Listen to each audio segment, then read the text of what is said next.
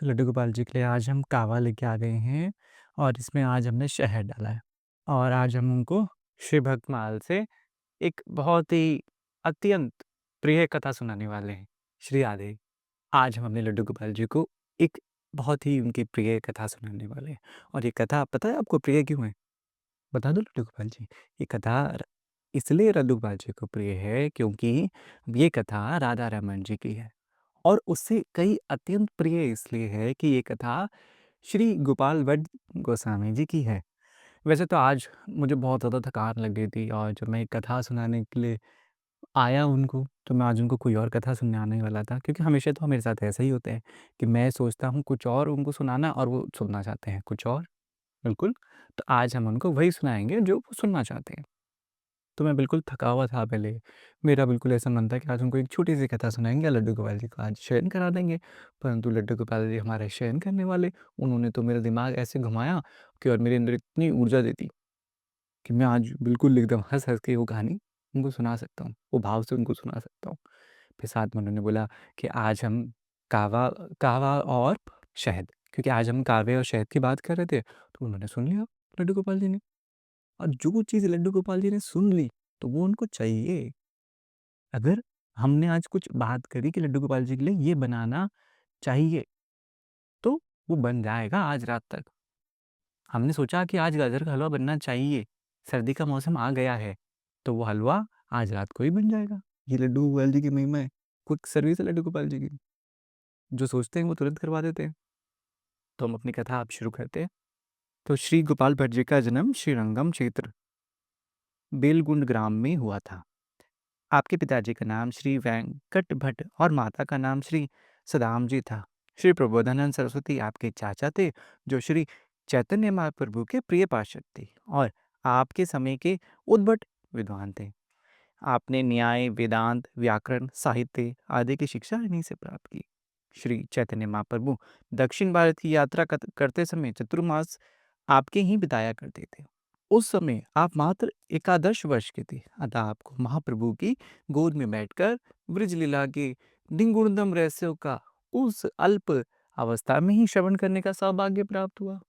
तो जब चैतन्य महाप्रभु अपनी यात्रा में भ्रमण में जाते थे लड्डू गोपाल जी, फिर क्या होता था, वो श्री गोपाल भट्ट जी के घर में रुकते थे। उस टाइम वो गोपाल भट्ट जी बहुत छोटी आयु के थे, तो बड़े ही भाव से उस कथा सुनते वृंदावन धाम की। उनके मन में जिज्ञासा तो पहले से ही थी लड्डू गोपाल जी कि वृंदावन क्या है?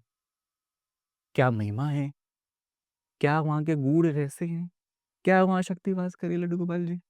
तो ऐसी प्रेरणा उनके मन में बचपन से थी, तो वो चैतन्य महाप्रभु की कृपा से ये सब सुनना चाहते थे और उनके मन में था कि मैं भी उनके साथ, चैतन्य महाप्रभु के साथ जाऊँ यात्रा पर। क्योंकि वो जब कुछ समय उनके घर रुकते, फिर वो निकल जाते कुछ समय बाद। तो जब वो निकल रहे होते, तो वो बोलते कि मेरे को भी आपके साथ चलना है। तब चैतन्य महाप्रभु उनको बताते हैं कि आपको अपनी ये अवस्था पूरी कर कर, मतलब जो ये आप अवस्था है आपकी पढ़ाई-लिखाई और जो भी आपके कार्य हैं, उनको कार्य को पूरा कर कर आपने श्री वृंदावन धाम को जाना है। और उन्होंने बिल्कुल वैसा ही किया। जिसके बाद जब माता-पिता परम धाम मगन हो गए, तो आपने श्री ब्रिज वृंदावन की राह पकड़ी और वहां पहुंचकर श्री रूप सनातन के दर्शन किए तथा उनकी सानिध्य में रहते हुए अनेकों भक्ति ग्रंथों का अध्ययन किया और साथ ही ब्रिज के तीर्थों का उद्धार भी किया। वैष्णव ग्रंथों का प्रणयन और भक्ति का प्रचार किया। रूप सनातन के द्वारा आपके वृंदावन आगमन की सूचना जब महाप्रभु को मिली, तो वो बहुत ही प्रसन्न हुए और एक वैष्णव के हाथ आशीर्वाद रूप में श्री जगन्नाथ जी की प्रसादी तुलसी माला, अपना वहीवास तथा योगपट आपके लिए भेजा। तो जब चैतन्य महाप्रभु को पता लगा कि वो श्री रूप सनातन जी के पास हैं और उनके सानिध्य में हैं, तो उन्होंने कुछ प्रसादी जगन्नाथ जी की उनके पास भेंट में भेजी। तो ऐसे ही अब कहानी और ही विचित्र होने वाली है। क्यों लड्डू गोपाल जी? कहानी विचित्र इसमें होने वाली है क्योंकि अब प्रकृति की बात होगी। अच्छा, एक बार क्या होता है, श्री मुक्तिनाथ जी की यात्रा में जब वो निकल पड़ते हैं, तब क्या होता है, गंडकी नदी से एक शालिग्राम लेके आ जाते हैं और उसकी सेवा करने लग जाते हैं लड्डू गोपाल जी। जैसे आपकी सेवा हो रही है ना, उसी प्रकार से वो गोपाल भट्ट जी उनकी सेवा करने लग जाते हैं। मतलब उनका मतलब भोजन की व्यवस्था, उनके जो होती है च्यवर की व्यवस्था, उनके चंदन लगाने की व्यवस्था, इत्र की व्यवस्था, वो सब लोग ऐसी व्यवस्था जो करते हैं ना प्रभु के लिए, ऐसी व्यवस्था श्री गोपाल भट्ट जी अपने उस शालिग्राम के लिए करने लग जाते हैं। तो जब वो ऐसे शालिग्राम के लिए करने लग जाते हैं तो उनके मन में बड़ी ही प्रसन्नता होती है, बड़े ही उनका मन उल्लास से भर जाता है। जैसे हम आपकी सेवा करते हुए खुश हो जाते हैं ना, सेम इसी प्रकार से भी बड़े ही खुश होते, आनंदित होते, क्योंकि वो सेवा का अवसर पा लेते थे। मतलब उनको लगा था मेरा सब कुछ मिल गया जगत का। अब वो शालिग्राम थे, शालिग्राम पता है लड्डू जी कैसे होते हैं? शालिग्राम ऐसे होते हैं कि जैसे जो नदी होती है ना, वहाँ से एक पत्थर आया, तो उस नदी से जो पत्थर आते हैं उनको शालिग्राम कहा जाता है। और उस शालिग्राम में जो नारायण होते हैं उनका स्वरूप होता है, श्री कृष्ण का स्वरूप होता है। ठीक है? अब जब वो दिन-रात उनकी सेवा करते, उनकी भक्ति करते, उनके लिए भजन कीर्तन करते, उनका ही गुणगान करते, तो बड़े ही आनंदित होकर रहते वो। बड़े ही हर्ष और उल्लास के साथ रहते कि एक छुपा पता है लड्डू गोपाल जी, मैं इतना ऐसा भी नहीं था कि कोई बहुत बड़ा पत्थर रहा हो, कोई बहुत बड़ी शिला रही हो शालिग्राम की। थोड़ा-सा, छोटा-सा एक शालिग्राम की शिला थी और अत्यंत ही भाव के साथ रोज़ उसको कथाएँ सुनाते, रोज़ उसको अलग-अलग संतों का, क्योंकि संत तो पहले से ही है ना, अलग-अलग संतों का चित्र उनको बताते और वो भी बड़ी ही आनंदित होकर सुनते।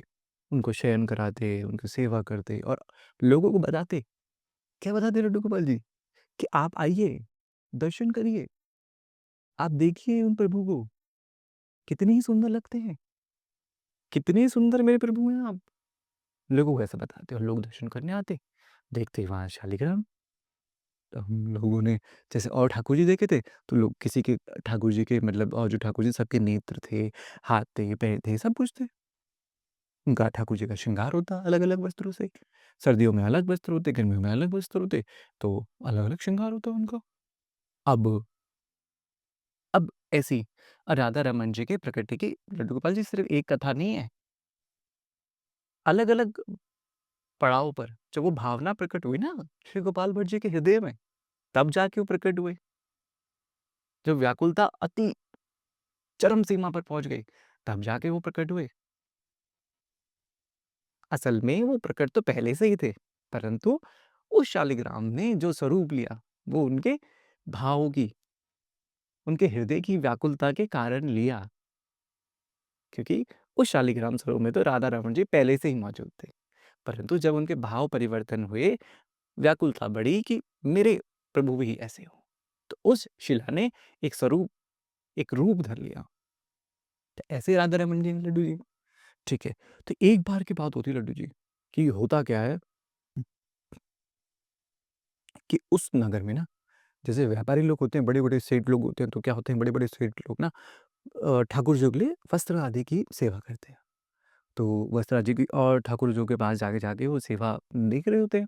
तो उनको पता लगता है श्री गोपाल भट्ट जी के पास भी ठाकुर जी हैं, तो उनकी सेवा में भी वो प्रस्तुत हो जाते हैं कि आप बताइए, मैं उनके लिए जो आपके ठाकुर जी हैं, उनके लिए मैं वस्त्र बना दूँगा, वस्त्र की सेवा दे दूँगा कि आप उनका मुझे बता दीजिए कितने-कितने कपड़े हैं उनके, मतलब और क्या-क्या आभूषण आप धारण कराते हैं, सब की व्यवस्था मेरे ज़िम्मे होगी। बड़े आग्रह करते हैं और श्री गोपाल भट्ट जी हृदय में सोचते-सोचते डुगु जी, सोचो कोई कह रहा है कि मैं सब कुछ ला के दे दूँगा, मैं ये कर दूँगा, मैं ये वस्त्र दे दूँगा और वो वस्त्र पहने कैसे? शालिग्राम है, हैं? उनके मन में सोचते कैसे मना करें? उन्होंने बोला नहीं, अभी आवश्यकता नहीं, अभी आवश्यकता नहीं। क्या बोलते हैं लड्डू जी? कि मेरे तो ठाकुर जी के ना हाथ है, ना पैर है, ना उनके नेत्र हैं, ना उनको मतलब उनका शरीर है ताकि मैं जिसमें वस्त्र पहना सकें। नहीं, नहीं, मेरे ठाकुर जी को अभी आवश्यकता नहीं है, कृपया कर आप चले जाएँ। तो बड़े ही भाव से उन्होंने आग्रह किया उनसे, तो ऐसा वो तो चले गए, परंतु वो बात हृदय में बैठ गई। अब बात हृदय में ऐसी बैठी कि वो व्याकुलता इतनी बड़ी कि उसी सोच-विचार में वो बैठे रह गए श्री गोपाल भट्ट जी कि मेरे ठाकुर होते तो मैं किससे श्रृंगार करता। मेरे ठाकुर होते तो मैं उनके नेत्रों में ही देखता रहता। मेरे ठाकुर होते तो उनके नेत्रों की आहा! उनके नेत्र की जो प्रशंसा है, मैं पूरे जगत में करता। मेरे ठाकुर होते तो मैं उनको ऐसे वस्त्र पहनाता। मेरे ठाकुर होते तो मैं उनकी ऐसी सेवा करता। पूरे संसार को बताता कि मेरे ठाकुर हैं, दर्शन करें, उनको देखें एक बार, कितने मंत्रमुग्ध करने वाले ठाकुर। तो ऐसी प्रेरणा उनके मन में पहले से थी लड्डू जी। अब वो प्रेरणा और व्याकुलता में बढ़ती गई। जैसे-जैसे दिन बीते लड्डू जी, वो व्याकुलता और बढ़ती गई लड्डू जी। और एक दिन क्या हुआ, जैसे ठाकुर जी के उत्सव होते हैं ना लड्डू जी, ऐसे ही वृंदावन में उत्सव चल रहे थे लड्डू जी। अब वो उत्सव चल रहे थे, तो ठाकुर जी के ले हरिदास जी थे। श्री हरिदास जी ने जब बहुत अच्छा गायन, मतलब जो उनकी जो गीत होते थे, जो उनके भजन होते थे, वो सबको आनंदित कर देते थे। उनको सब सुन के उनका मतलब मन रोम-रोम काँप उठा भक्ति के सुरों में। तो अब श्री गोपाल भट्ट जी के मन में भी आया कि इतने अच्छे अगर सुर मेरे राधा रमन जी के लिए, मेरे प्रभु जी के लिए अगर हो जाए, आहा! आनंदित, ओह! कितना आनंद आ जाए। हाँ, हाँ। जब वो मेरे प्रभु की तारीफ़ करेंगे, तो मैं कितना सौभाग्यशाली रहूँगा कि जो मेरे प्रभु की कोई तारीफ़ करे। ऐसे उनके मन में विचार। तो उन्होंने एक आयोजन रख दिया, कि उत्सव रख दिया कि मैं अपने लड्डू गोपाल जी के लिए नहीं, मैं अपने राधा रमन जी के लिए उत्सव रख रहा हूँ। अब देखो लड्डू गोपाल जी यहाँ भी आप आ गए कहानी में। तो अपने राधा रमन जी के लिए मैं वो उत्सव रख रहा हूँ। अब उन्होंने आमंत्रित कर दिया श्री हरिदास जी को। अब वो आमंत्रित जब किया, तो पूरा वृंदावन धाम, बड़े-बड़े आचार्य सब उसमें आ गए। अब श्री हरिदास जी तो बड़े ही मतलब हँसमुख, मतलब हँसमुख स्वभाव के व्यक्ति थे।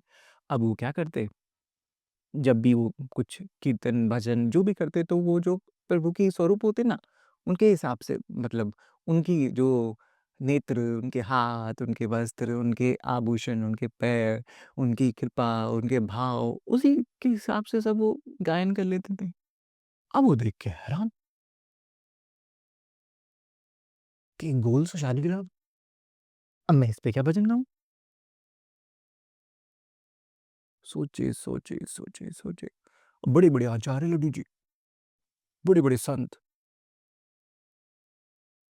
बड़े-बड़े संत जब आ गए वहाँ पे, अब तो सब कहने लगे, "अरे! प्रभु कुछ गाइए, कुछ गाइए। अरे कुछ तो बोलिए प्रभु।" अब श्री गोपाल भट्ट जी भी, "प्रभु आप कुछ गाइए हमारे प्रभु के लिए।" और फिर हरिदास जी बोलते हैं, वो गीत गाने लगते हैं। तो अब देखो, देवकी नंदन है ना? यशोदा नंदन है, नंद के नंदन है। अब वो बोलते हैं गंडकी नंदन, गीत गाते जब प्रारंभ करते हैं, गंडकी नंदन। गंडकी मतलब उस जिस नदी से वो आए थे, वहाँ के नंदन। तो गोपाल भट्ट जी का जो हृदय छोटा-सा, अरे!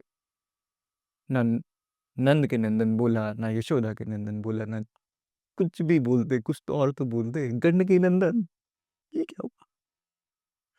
तो उनका हृदय बड़ा छोटा-सा हो गया। अब ये उन्होंने धीरे-धीरे आगे गाया, तो वो बिल्कुल रुक गए अब। अब गाएँ तो गाएँ कैसे? कुछ और है नहीं, मतलब वो तो देख के गाते थे ना भावों के साथ। अब वो भाव, अब श्री गोपाल भट्ट जी ने क्या कर रखा था, उनके मतलब शालिग्राम के मस्तक में एकदम सुंदर चंदन, पीला, चमकदार चंदन का लेप लगा रखा था। उन्होंने तो सोचा था मैं आज अपने प्रभु को तैयार करके जाऊँगा, सबके सामने उत्सव होगा आज तैयार करके। अब वो बेचारे गीत गाते, श्री हरिदास जी तो गीत ऐसा होता कि मानो कढ़ी में पकोड़ा, कढ़ी में जैसे पकोड़ा होता है ना, बैंगन अगर गिर जाए कढ़ी में, तो उसमें हल्का-सा पीला लग जाता है, तो ऐसा वो गीत गाते, अपनी ब्रिज की भाषा में लड्डू जी। वो ब्रिज की भाषा भी मैं आपको अभी सुनाऊँगा गीत गा के, अभी तो मुझे याद नहीं है लड्डू जी। इसमें भी भ किताब में है नहीं, तो मैं कहीं से गीत आपके लिए फिर गाऊँगा मैं। तो पूरा एक भजन है,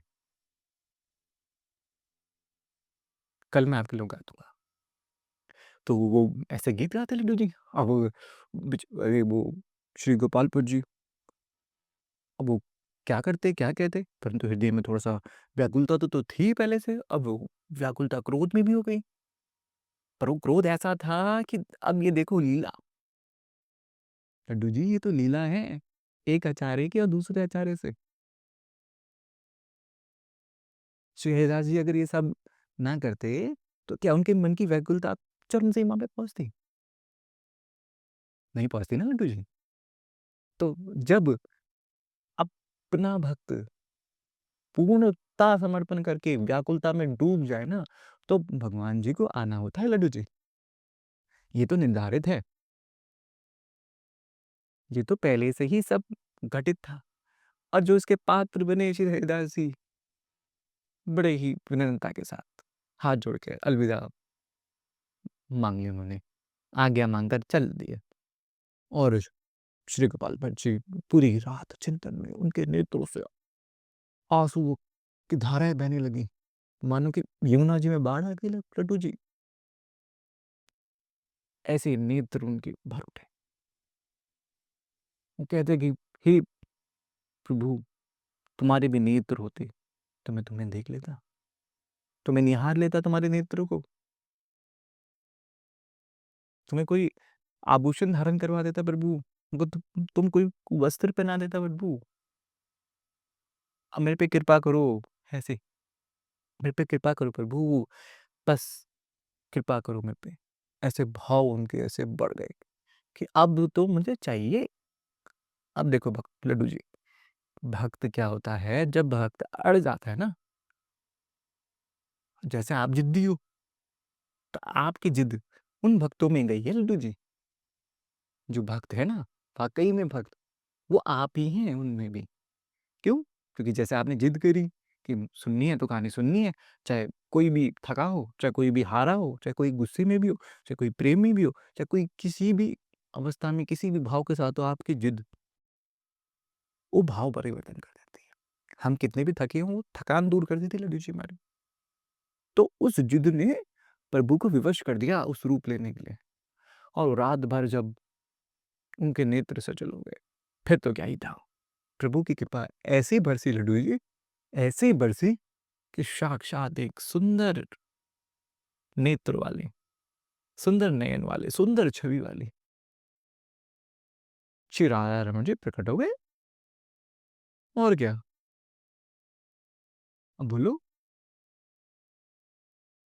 अब उनसे सुंदर कोई, उनसे नटखट कोई, उनसे जिद्दी कोई, उनसे भोला कोई और उनसे चतुर कोई। सबके दिलों में को राज करने वाले कौन? श्री राधा रमन लाल जी। बोलो अब। ये सब भाव कहाँ से गए? श्री गोपाल भट्ट जी से। जैसे भाव से वो उनकी सेवा करते ना, उसी भाव से वो प्रकट हो गए। अब जैसा भक्त वैसा तो प्रभु ने बनना था। इतने नटखट स्वभाव के, इतने प्यारे से, इतने सुंदर से, एक नज़र कोई डाल दे ना लड्डू जी अगर उन पे, वहीं मंत्रमुग्ध हो जाए वो। ऐसा लग जाए कि सब दुनिया अलग और श्री राधा रमण जी अलग। एक नेत्र पड़ जाने बस। ऐसे समर्पण, प्रभु, क्षमा, क्षमा, क्षमा, क्षमा। ऐसी स्थिति हो जाती है उनको देख के। क्यों? क्योंकि सेम परिस्थिति थी, सेम भाव थे श्री गोपाल भट्ट जी के भी थे, कि उन्होंने पूर्ण समर्थन कर दिया कि प्रभु तो बस अब तुम करो कुछ, मुझे तो चाहिए, तुम्हारा स्वरूप चाहिए मुझे अब। जब वो नींद खुली थी उनकी सुबह से प्रकट हो गए वो। तो ऐसी उनकी कथा है लड्डू जी प्रकृति की। और एक चीज़ और है लड्डू जी, जब आज के हमारे पास तो वृंदावन में इतनी बड़े-बड़े, भव्य-भव्य मंदिर और सुंदर-सुंदर मंदिर हैं, परंतु क्या उस समय मिलते? नहीं लड्डू जी। उस समय श्री गोपाल भट्ट जी राधा रमण जी को एक पेड़ से लटका कर झूले में रखते थे और वहीं उनकी सेवा होती थी। जहाँ राधा रमण जी का अभी मंदिर है, उसी के पास में, वहाँ पे अभी भी वो पेड़ है। अभी भी वो स्थान है जहाँ वो प्रकट हुए थे। तो अभी भी वही स्थान है जहाँ गोपाल भट्ट जी अभी भी हैं।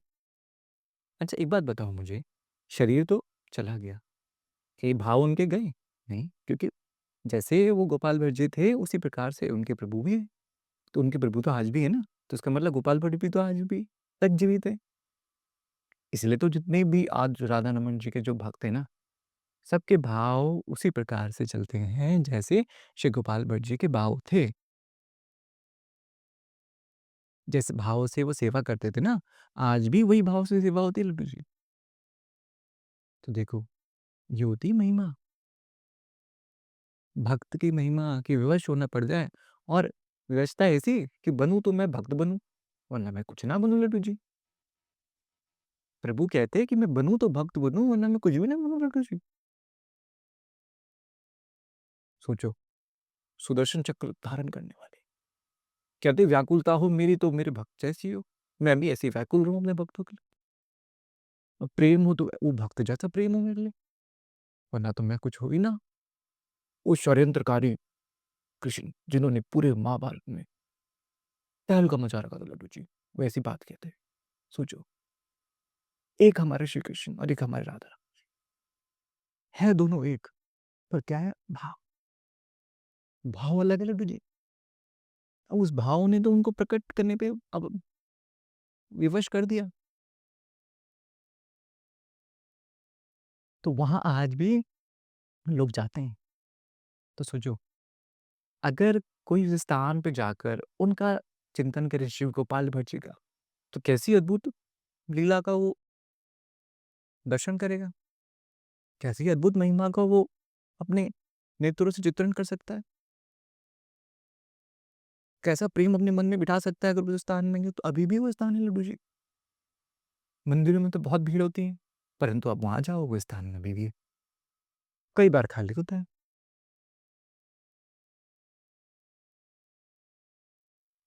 क्या बोलते हो आप? क्या उस स्थान में भी राधा रमन जी होंगे? तो बिल्कुल होंगे। क्यों? जब उनके भक्त ने जिस स्थान पे उनको प्रकट किया, तो क्या वो उस स्थान से कभी दूर जा सकते? किसी और स्थान पे हो ना हो, उस स्थान पे अवश्य मिलेंगे आपको राधा रमन जी। परंतु शर्त है आपको उसी भाव के साथ जाना पड़ेगा। अगर आपके मन में वो भाव नहीं होवे, तो आपको उनके दर्शन भी ना हो। अगर राधा रमन जी के आपको दर्शन वाक़ई में करने, तो श्री गोपाल भट्ट जी के भाव ही आपको दर्शन करा सकते हैं। उनके नेत्र ही दिखा सकते हैं कि श्री राधा रमन लाल जी हैं क्या? उनका प्रेम, उनका सानिध्य, उनके विचार, उनके नटखट व्यवहार, ये देखा जा सकता है श्री गोपाल भट्ट जी की नेत्रों के द्वारा। और जो गुरु का सानिध्य है, अगर ऐसे गुरु का सानिध्य मिल जाए लड्डू जी, तो क्या ही जीवन में चाहिए और? बताइए लड्डू जी, इसके अतिरिक्त क्या फिर कोई आवश्यकता है जीवन में? जीवन तो वहीं पूर्ण है, फिर वहीं समर्पित हो गया। तो अगर आप ये बात सुन रहे हैं, तो बिल्कुल उस स्थान पे आप जाइए और इस स्थान के दर्शन कीजिए। है ना लड्डू जी? और उस महिमा का आनंद लीजिए। फिर जब ये सब हो गया लड्डू जी, उत्सव-उत्सव हो गया ना लड्डू जी, फिर एक कथा और आगे ऐसे ही बढ़ती है कि अब क्या हुआ जब उत्सव हो गया, तो अब श्री गोपाल भट्ट जी बड़े कर्जे में आ गए। क्यों? अब देखो पहले क्या होता था, पहले जब हम सेवा में होते हैं ना, जब हम सेवा में होते हैं तो हम सबसे पैसे उधार-उधार लेकर, कहीं से लेकर, यहाँ के पैसे लेकर, यहाँ के पैसे जब आते हैं तो वहाँ के पैसे वहाँ देकर, इस प्रकार से तो सेवा होती है। ऐसा नहीं है हर जगह की पहले से चली आ रही है लड्डू जी। तो ऐसे ही एक सेठ से उन्होंने उधार कर लिया था उत्सव के लिए। अब क्या हुआ जब वो उत्सव खत्म हो गया, तो अब काफ़ी दिन बीत गए, तो वो सेठ को बड़ा ही क्रोध आया लड्डू जी कि मैं तो आज उससे ऐसे लेके आऊँगा। इतने दिन हुए उन्होंने मेरे पैसे नहीं दिए लड्डू जी। आज तो मैं सारे पैसे लेके आऊँगा उनसे लड्डू जी। ऐसा वो बोलने लग गए। अब श्री राधा रमन जी ने देखा कि अगर ये चले गया कल सुबह-सुबह तो उनकी तो जो मंगला होती है सुबह-सुबह, उसमें विघ्न आ जाएगा। वो आनंद कैसे लेंगे उस मंगला का? वो सुबह वाली जो पूजा होती है ना, उसका आनंद वो कैसे लेंगे? शिव गोपाल भट्ट जी तो राधा रमन जी ने क्या किया, वो मंगला से पहले ही सुबह-सुबह एकदम श्री गोपाल भट्ट जी का रूप धारण करके उस सेठ जी के यहाँ पहुँच गए और पैसे उनको दे के आ गए।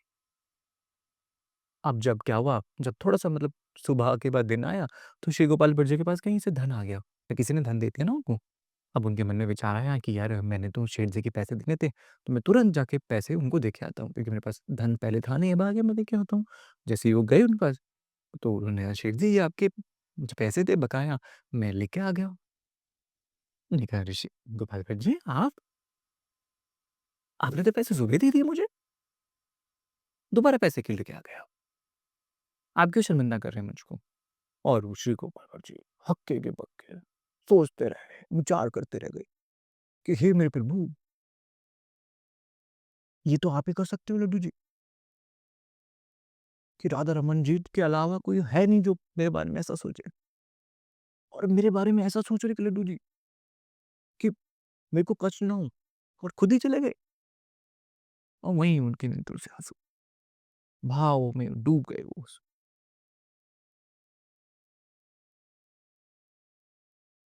ऐसे तो अनेकों कथाएं लड्डू जी उनकी, एक कथा नहीं है। श्री गोपाल भट्ट जी की बहुत सारी कथाएं हैं ऐसी। और ये कहते हैं कि वो जो गुण मंजरी सखी थी, उनका स्वरूप थे। मतलब जैसे जो सखियां होती हैं ना, जो गुण मंजरी सखी हैं, तो वो उनका स्वरूप लेके आए थे। अब लीला ये देखो, अब आप देखो, सुंदर एक लीला।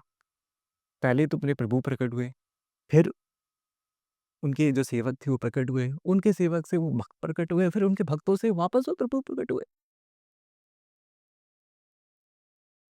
ये लीलाएँ हैं प्रभु। अब इसे लड्डू जी, अब हम मैं मतलब मैं अगर बेवकूफ हूँ मैं तो, मेरे को तो समझ आती नहीं लीला ये प्रभु जी की। तो मुझे क्या समझ आता? मुझे तो सिर्फ़ यही समझ आता कि बस कृपा करना। कृपा करना लड्डू जी और राधा रानी जी और श्री कृष्ण जी और श्री गोपाल भट्ट जी, मुझ पे कृपा करना कि आपके जैसे जो भाव है ना, उसका 1% भी मुझे दे दो बस। बस 1% दे दो मुझे,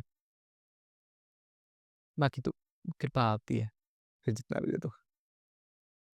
तो ऐसे ही मैं उनसे विनती करता हूँ कि हम सबको, जितने भी उनके भक्त हैं ना, उन सबको वो भक्ति दें, वो भाव दें जो श्री गोपाल भट्ट जी के थे, जिस कारण श्री राधा रमन जी प्रकट हुए।